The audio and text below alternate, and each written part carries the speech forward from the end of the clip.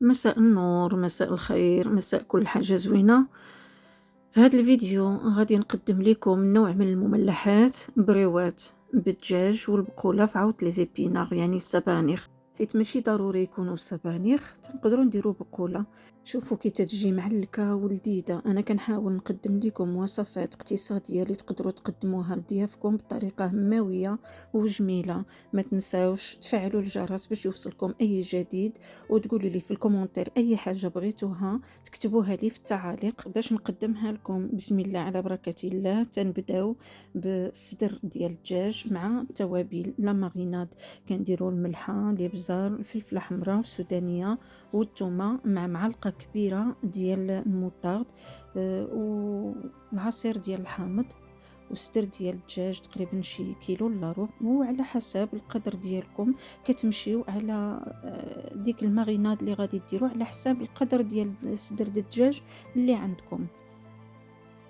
هنا كنحاولوا نخلطوا الكل ونوجدوا لا ماريناد وندهنوا صدر ديال الدجاج ونخليوه الى كان ممكن عندنا يبات ليله كامله، واذا ما كانش ممكن على الاقل نخليوه واحد الساعتين باش يقدر يشرب هذيك الخليط كله باش يجي منسجم مع بعضه.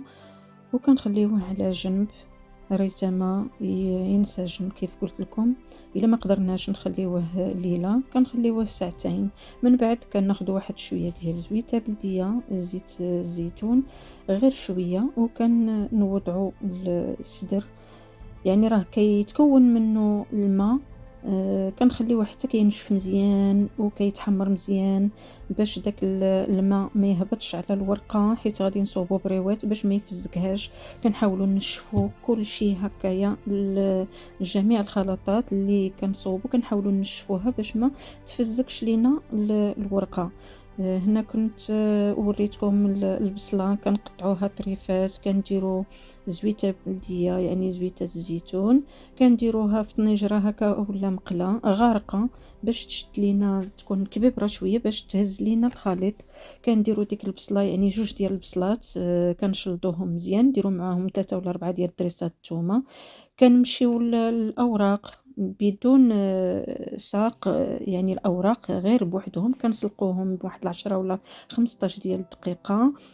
15 دقيقة كنسلقوهم وكنعصروهم مزيان باش يحيد منهم داك الماء كيف قلت لكم، باش ما يفزكش لينا الورقة. نتوما كتشوفوا كنزيد نعصر الا فيه ما يتعصر كنقطعو طريفات على ما ينشف مزيان، ديك البصيلة تنشف من الماء وتحمر، يعني تعسل شوية هكا. كنزيدو عليها البقولة.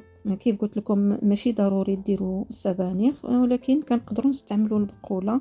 كتجي حتى هي في الطيبه هائله، غير هي كنسلقوها شويه وكنعصروها. كيف قلت لكم هنا كنزيدوا واحد الطرف ديال الزبده مع الملحه. معلوم كندوقوا الوصفه، كندوقوا يعني الخليط نشوفوه واش يعني ما خاصو ملحه ولا خاصو شي حاجه من التوابل. انايا الصدوره ديال الدجاج كنقطعوهم طريفات صغيورين، كنضيفوهم مع الخليط مع البودره ديال الثوم وشويه ديال زيت بلديه. عندنا هاد الكريمه ديال الغاستروميكس، عباره عن كريم فريش مع الفرomاج. ما تحتاجوش ديروا اي نوع من الفرomاج او جبن، غير هذا راه كافي. كتجي معلكه، شوفوا كيفاش كتجي. كنحاولوا نزيدوها الا بغينا نزيدوا الكريمه على حسب التعليكه اللي بغينا. وما نساوش نضيفوا شويه ديال السودانيه، برغم على اننا ضفناها في الاول، ولكن كندوقوا كنشوفوا على حسب الذوق اللي بغينا. الا بغيناها حاره بغيناها شويه كنشوفوا التوابل اللي خاصه وكنزيدوها عليها. من بعد كنقطعوا فروماج كاري وكنوضعوا على حسب المثلثات اللي بغينا.